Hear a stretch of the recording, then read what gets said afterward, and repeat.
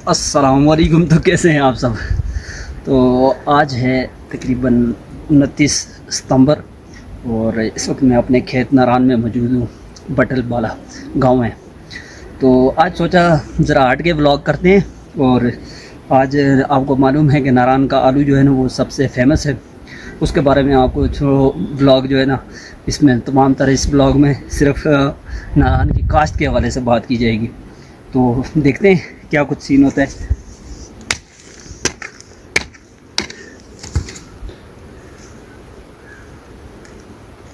आलू की काश्त जो है ना वो ज़्यादातर जो है ना जून जुलाई में जो है की जाती है और अभी सितंबर एंड है और आलू बिल्कुल तैयार हो गए।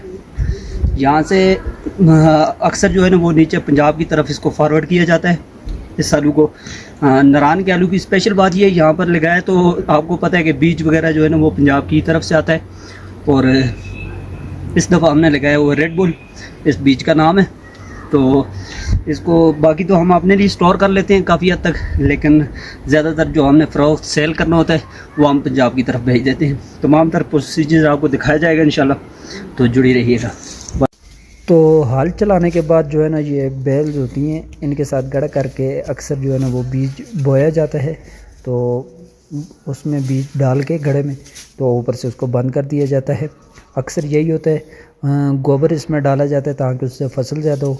इसी तरह जो खाद वगैरह होती हैं उनसे ताकि ये फसला वगैरह कोई होता है वो एक्स्ट्रा चीज़ें वो ख़त्म हो जाएं। तो बाकी अगर आप नारान की तरफ आपका विज़िट है या इन दिनों आपका लगता है तो आप अखरोट लेके जा सकते हैं। अभी अखरोट भी तैयार होने का टाइम है। और इसी तरह लोबिया रेडी है, वो लेकर आप अपने अजीज़ घर वालों फैमिली के लिए लेके जा सकते हैं, तोहफे में दे सकते हैं। आलू जो है ना बिलखुसूस मटर तो ख़त्म हो गए, लेकिन आलू और लोबिया ये चीज़ें आपको नारान में मिल जाएंगी। नारान का ये एक स्पेशल तोहफ़ा है, तो लाजमी लेकर जाएं। और नारान में वैसे नाशपाती भी पाया जाता है और इसी तरह अखरोट, सेब, खुबानी और आलू वगैरह, और इसी तरह आलू बुखारा नारान में पाया जाता है। तो चेरी बहुत कम होती है और बाकी छोटी छोटी चीज़ें वो रोड किनारे अक्सर लोग या बॉयज़ जो है ना बच्चे वो तो ये चीज़ें नारान के तोहफे में आती हैं। लाजमी अपनी फैमिली के लिए लेकर जाए।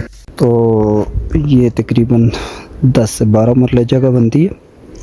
यहाँ पे आलू काश्त किए गए थे। काफ़ी हद तक तो हमने निकाल दिए, लेकिन थोड़े बहुत बाकी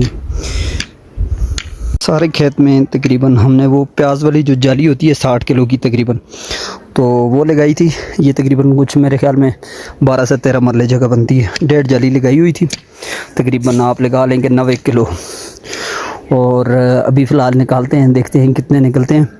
जिस वक्त हमने लेके लगाया था ये बीज वगैरह, तो उस वक्त रेट थी तकरीबन पोटैटो आलू की मेरे ख्याल में 5 से 6,000 के राउंड अबाउट थी। अभी जब सेल करते हैं देखते हैं क्या रेट निकल के आते हैं। बाकी आलू इतने आसान नहीं है, आप लोग तो जस्ट जाते हैं शॉप से लिया और खाया, हज़म कर लिया। और अगर आप इन महीनों में आते हैं सितंबर अक्टूबर में नारान की तरफ, अगस्त के एंड में भी आते हैं, तो आपको नारान का आलू मिलेगा और तैयार होना स्टार्ट हो जाता है। जो पहले लगाते हैं तो वो स्टार्ट शुरू कर देते हैं। और स्टार्टिंग में आलू की रेट भी काफ़ी अच्छी होती है। लोगों के ये स्टाइल देखें।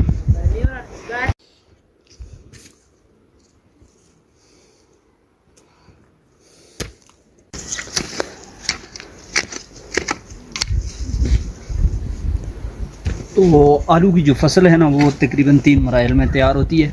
एक तो सबसे पहले तो जब खेतों से निकालते हैं ना तो बड़े अजीब अजीब स्टाइल से बने होते हैं, तो उनमें एक ये भी निकला जाता है ना इसका गड़ा करके। जैसे हम अभी निकाल रहे हैं तो एक गड़े में एक आलू हमने लगाया था, तो अभी उसके निकालने का फाइनल है। लेकिन दरमियान में इसके 2 मराइल और होते हैं।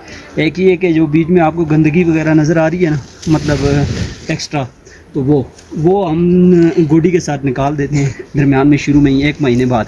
और उसके बाद फिर ये डेरियाँ की जाती हैं ना इसके साइडों में, तो वो जब इन डेरियों में जो है ना आलू बड़ा भी होता है और साथ ही जो है ना वो अपना ज़्यादा भी बनता है। तो फाइनल यही है। बाकी एक इस नारान को फॉलो कर लें हम। बहुत शुक्रिया।